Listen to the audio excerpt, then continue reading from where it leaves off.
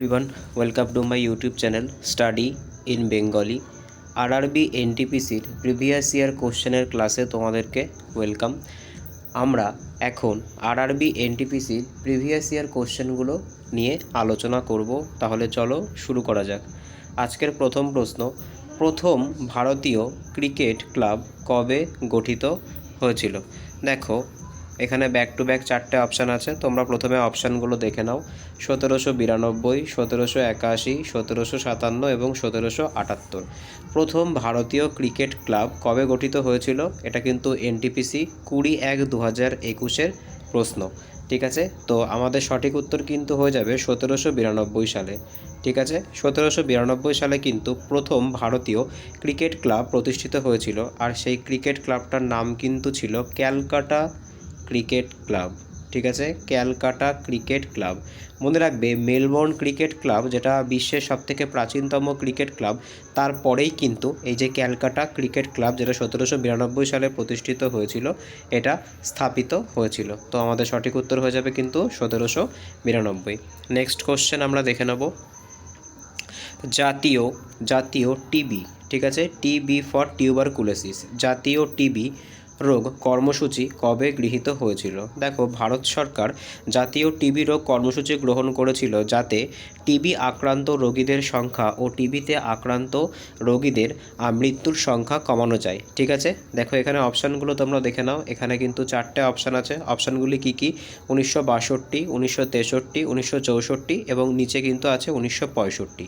তো ভারত সরকার কিন্তু 1962 সালে, ঠিক আছে, ভারত সরকার 1962 সালে কিন্তু জাতীয় টিবি বা ন্যাশনাল টিবি কর্মসূচি গ্রহণ করেছিল। ঠিক আছে, মনে রাখবে এই বছর, মনে রাখবে এই যে ন্যাশনাল টিবি যে কর্মসূচি আছে 2030, ঠিক আছে, 2025-2025-এর মধ্যে কিন্তু ভারত এই টার্গেটটা নিয়েছে যে ভারতে ভারত সম্পূর্ণ যে টিবি রোগটা আছে, টিবি রোগটাকে সম্পূর্ণ হারাবে, অর্থাৎ টিবি রোগীর সংখ্যা ভারতে 0 হবে। ঠিক আছে, আর এই টিবি রোগের জন্য কিন্তু একটা কমিশনও তৈরি করা হয়েছে। সেই কমিশনের হেড কিন্তু করা হয়েছে সৌম্য স্বামীনাথনকে। ঠিক আছে, এটা কিন্তু একটা কারেন্ট অ্যাফেয়ার্সের খুব গুরুত্বপূর্ণ একটা প্রশ্ন। ঠিক আছে, নেক্সট কোশ্চেন, ডাল্টনের পরমাণুবাদ কত সালে প্রতিষ্ঠিত হয়েছিল? দেখো সবার প্রথমে তোমাদেরকে ডাল্টন সম্পর্কে বলে রাখি, জন ডাল্টন। ঠিক আছে, জন ডাল্টন কিন্তু আমাদেরকে সবার প্রথম পরমাণু সম্পর্কে ধারণা দিয়েছিল,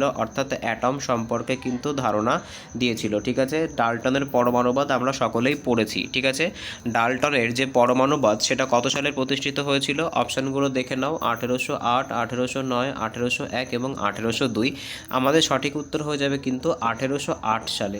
1808 সালে কিন্তু ডাল্টনের যে পরমাণুবাদ সেটা প্রতিষ্ঠিত হয়েছিল। ঠিক আছে, ডাল্টনের পরে কিন্তু বহু সায়েন্টিস্ট বিভিন্ন রকমভাবে পরমাণুকে ব্যাখ্যা করেছেন। পরমাণুর নিউক্লিয়াস কেমনভাবে গঠিত হয়েছে বা পরমাণুর ভেতরে কোন কোন পদার্থগুলি থাকে সেগুলি সম্পর্কে কিন্তু ব্যাখ্যা করেছেন। ঠিক আছে, তো আমাদের সঠিক উত্তর হয়ে যাবে কি, ডাল্টনের পরমাণুবাদ কত সালে প্রতিষ্ঠিত হয়? ডাল্টনের পরমাণুবাদ 1808 সালে প্রতিষ্ঠিত হয়েছিল বা প্রকাশিত হয়েছিল। ঠিক আছে, নেক্সট কোশ্চেন, মতিলাল নেহরুর সঙ্গে কে স্বরাজ পার্টি প্রতিষ্ঠা করেন? দেখো খুব গুরুত্বপূর্ণ একটা প্রশ্ন ইতিহাস থেকে দিয়েছে।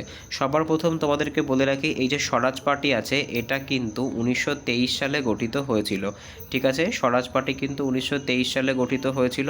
এর প্রতিষ্ঠাতা কে ছিলেন? এর প্রতিষ্ঠাতা কিন্তু ছিলেন মতিলাল নেহেরু। এবং এখানে তোমরা অপশানগুলো দেখে নাও। অ্যাকর্ডিং টু অপশান এখানে আমাদের কি অ্যান্সার হয়ে যাবে? অপশানগুলো প্রথমে দেখে নাও। চিত্তরঞ্জন দাস, মদনমোহন মালব্য, ডাফলিন এবং দীনবন্ধু মিত্র।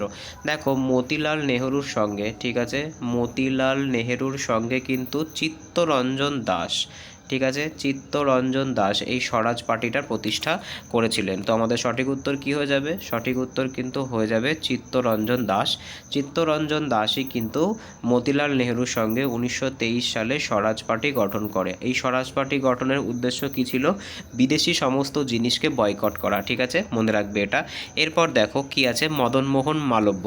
এই অপশানগুলো কিন্তু ইম্পর্টেন্ট। মদনমোহন মালব্য কিন্তু বেনারসে প্রথম সংস্কৃত কলেজ স্থাপন করেন। ঠিক আছে, এরা মনে রাখবে, এই কোশ্চেনটাও কিন্তু পরীক্ষাতে আসতে পারে যে মদনমোহন মালব্য কোথায় প্রথম সংস্কৃত কলেজ গঠন করেন, সেটা কিন্তু হয়ে যাবে বেনারস। ঠিক আছে, এছাড়া লর্ড ডাফলিন সম্পর্কে বলা হয়েছে। ঠিক আছে, লর্ড ডাফলিন কিন্তু জাতীয় কংগ্রেস যখন প্রতিষ্ঠা হয়েছিল অর্থাৎ 1885 সালে যখন অ্যালান অক্টাভিয়ান হিউমের নেতৃত্বে জাতীয় কংগ্রেস প্রতিষ্ঠিত হয়েছিল তখন কিন্তু ভাইসরয় ছিলেন লর্ড ডাফলিন। ঠিক আছে, নেক্সট কোশ্চেন, দলিত সম্প্রদায়ের জন্য 1930 সালে কে ডিপ্রেসড ক্লাসেস অ্যাসোসিয়েশন তৈরি করেন? ভেরি ভেরি ইম্পর্টেন্ট একটা কোশ্চেন। ঠিক আছে, দেখো এটা কিন্তু আরআরবি এনটিপিসি 20/1/2021 এসেছে। তো আমাদের সঠিক উত্তর কী হয়ে যাবে? অপশানগুলো দেখে নাও। দেখো যেখানেই তোমরা দলিত শব্দটা দেখবে, ঠিক আছে, তার কিন্তু 95% ক্ষেত্রেই সঠিক উত্তর হওয়ার সম্ভাবনা থাকে বি.আর. আম্বেদকর।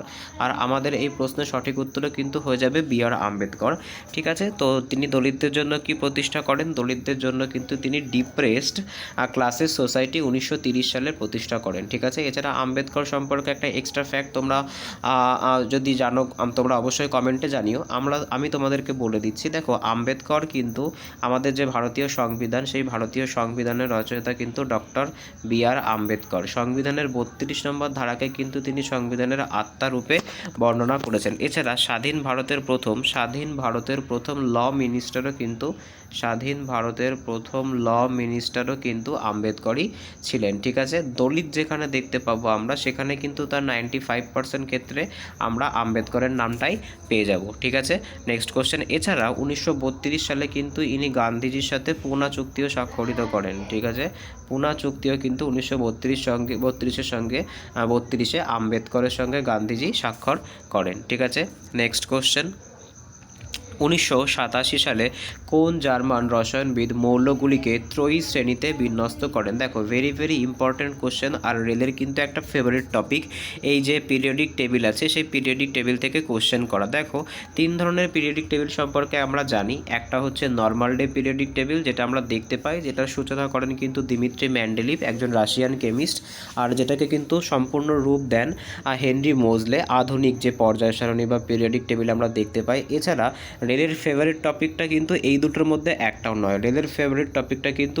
নিউল্যান্ডের যে অক্টেভ টেবিল ছিল আর ডবেরেইনার। ঠিক আছে, আর যে ডবেরেইনার ছিল সেই ডবেরেইনারের যে ট্রায়োড ছিল, সেই ট্রায়োড কিন্তু আর নিউল্যান্ডের যে অক্টেভ, এটা কিন্তু রেলের ফেভারিট একটা টপিক। ঠিক আছে, তো 1887 সালে কোন জার্মান রসায়নবিদ মৌলগুলিকে ত্রয়ী শ্রেণীতে অর্থাৎ ট্রায়োড, ঠিক আছে, এটাকে ডবেরেইনারের ট্রায়োড বলা হয়, ট্রায়োড শ্রেণীতে বিন্যস্ত করেন? তো সঠিক উত্তর কী হয়ে যাবে? সঠিক উত্তর হয়ে যাবে কিন্তু ডবেরেইনার। ঠিক আছে, দেখো এবার তোমাদেরকে এই ট্রায়োড সম্পর্কে একটু বলে রাখি। ডবেরেইনারের মতে, ঠিক আছে, ডবেরেইনারের মতে দুটি মৌল, ঠিক আছে, আমরা ডবেরেইনারের যে ট্রায়োডের সঠিক এক্সাম্পল সেটা এখানে দেখে নেব। দেখো লিথিয়াম, ঠিক আছে, লিথিয়াম, মাঝখানে হচ্ছে সোডিয়াম। আচ্ছা আমি ঠিক করে লিখছি, এখানে ভালো করে খেয়াল করবে। দেখো লিথিয়াম, ঠিক আছে, মাঝখানে হচ্ছে সোডিয়াম, আর এখানে হচ্ছে পটাশিয়াম। ঠিক আছে, দেখো লিথিয়ামের যে পারমাণবিক সংখ্যা সেটা হচ্ছে 3, পটাশিয়ামের হচ্ছে 19, আর সোডিয়ামের হচ্ছে 11।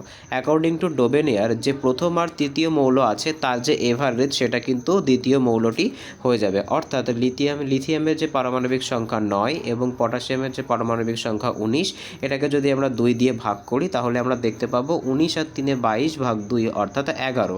অর্থাৎ এই 11টাই কিন্তু যে সোডিয়াম অর্থাৎ মাঝের যে মৌলটা তার কিন্তু পারমাণবিক সংখ্যা। তাই অ্যাকর্ডিং টু ডোবেনিয়ার আমাদের মনে রাখতে হবে প্রথম মৌল এবং তৃতীয় মৌলের যে মিন অর্থাৎ এভারেজ, সেটাই কিন্তু দ্বিতীয় মৌলটা হয়ে যাবে। এটাই কিন্তু ডোবেরিয়ানের যে ট্রায়োডের মূল কথা। ঠিক আছে, নেক্সট কোশ্চেন, ক্যালসিয়াম অক্সাইডের অন্য নাম কি? দেখো ক্যালসিয়াম অক্সাইড, সবার প্রথম ক্যালসিয়াম অক্সাইডের সংকেত কি? CaO। ঠিক আছে, তো ক্যালসিয়াম অক্সাইডের অপর নাম কি? দেখো ক্যালসিয়াম অক্সাইডকে কিন্তু কি বলা হয়? প্রথমে অপশানগুলো দেখে নাও, কুইকলাইম, কলিচুন, দার্শনিকের উল, আর milk of magnesia.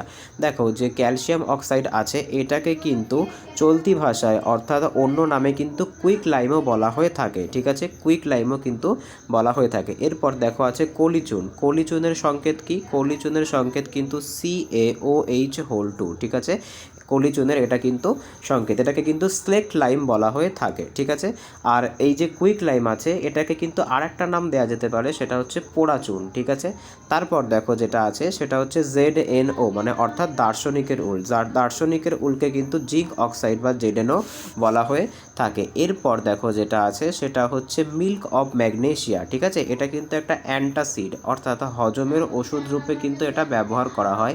R milk of ম্যাগনেসিয়ার সংকেত কি? Mg MgO, ঠিক আছে, ম্যাগনেসিয়াম অক্সাইড। নেক্সট কোশ্চেন আমরা দেখে নেব, জাতীয় জলপথ 2 ন্যাশনাল ওয়াটারওয়ে 2, ঠিক আছে, NW2 কোন নদীর ওপর অবস্থিত? দেখে নাও, এখানে ব্যাক টু ব্যাক 4টে অপশান আছে। অপশানগুলি কী কী? অপশানগুলি হচ্ছে গঙ্গা, ব্রহ্মপুত্র, মহানদী এবং শতদ্রু। তো আমাদের সঠিক উত্তর কী হয়ে যাবে? সঠিক উত্তর হয়ে যাবে কিন্তু ব্রহ্মপুত্র। ব্রহ্মপুত্র নদীর ওপরে কিন্তু NW2 আছে, ঠিক আছে। এখন তোমাদের কাছে একটা কোশ্চেন থাকবে, কোশ্চেনটা হচ্ছে NW1 অর্থাৎ ন্যাশনাল ওয়াটারওয়ে 1 কোন নদীর ওপরে আছে? এটা তোমরা অবশ্যই কমেন্টে জানাবে। এটা তোমাদের জন্য একটা HW থাকলো, ঠিক আছে। নেক্সট কোশ্চেন আমরা দেখে নেব, এশিয়ার প্রথম পারমাণবিক কেন্দ্র কোথায় স্থাপিত হয়েছিল? দেখো, ভেরি ভেরি ইম্পর্ট্যান্ট একটা কোশ্চেন, আর এটা একটা ইউনিক একটা কোশ্চেন। আমি এরকম ধরনের কোশ্চেন আগে কখনো দেখিনি। দেখো, এটা কিন্তু RRB NTPC 21/1/2021 এসেছে। এতদিন অবধি আমরা দেখে এসেছি যে কেমন কোশ্চেন করা হয়েছে। এমন কোশ্চেন করা হয়েছে যে ভারতের প্রথম পারমাণবিক রিঅ্যাক্টরের নাম কি, বা পুরো বিশ্বের প্রথম পারমাণবিক রিঅ্যাক্টরের নাম কি। এখানে কিন্তু একটা মহাদেশকে স্পেসিফাই করে দিয়েছে, ঠিক আছে। তো এশিয়ার প্রথম পারমাণবিক কেন্দ্র কোনটি? দেখো, কোথায় স্থাপিত হয়েছিল, কোনটি এবং কোথায় স্থাপিত হয়েছিল। তো এশিয়ার প্রথম পারমাণবিক কেন্দ্র কিন্তু ভারতে স্থাপিত হয়েছিল, আর এটা কিন্তু অপসরা, ঠিক আছে। এর নাম কি ছিল? অপসরা, যে হেভি আর নিউট্রন রিঅ্যাক্টর ছিল ভারতের, এটাই কিন্তু এশিয়ার প্রথম পারমাণবিক কেন্দ্র, ঠিক আছে। নেক্সট কোশ্চেন, ভারতের কোন জায়গাকে কালাপানি বলা হয়? দেখো, ভেরি ভেরি ইম্পর্ট্যান্ট একটা কোশ্চেন, ঠিক আছে, ভেরি ভেরি ইম্পর্ট্যান্ট একটা কোশ্চেন। দেখো, এটা কিন্তু RRB NTPC 21/1/2021 এসেছে। ভারতের কোন স্থানকে কালাপানি বলা হয়ে থাকে? দেখো, ভারতের যে আন্দামান নিকোবর দ্বীপপুঞ্জের সেলুলার জেল ছিল, ঠিক আছে, যে সেলুলার জেল ছিল, সেই সেলুলার জেলকে কিন্তু কালাপানি বলা হয়ে থাকে, ঠিক আছে। এটা তোমরা নোট ডাউন করে রাখবে, এটা কিন্তু পরীক্ষার জন্য খুবই গুরুত্বপূর্ণ একটা প্রশ্ন হতে পারে, ঠিক আছে।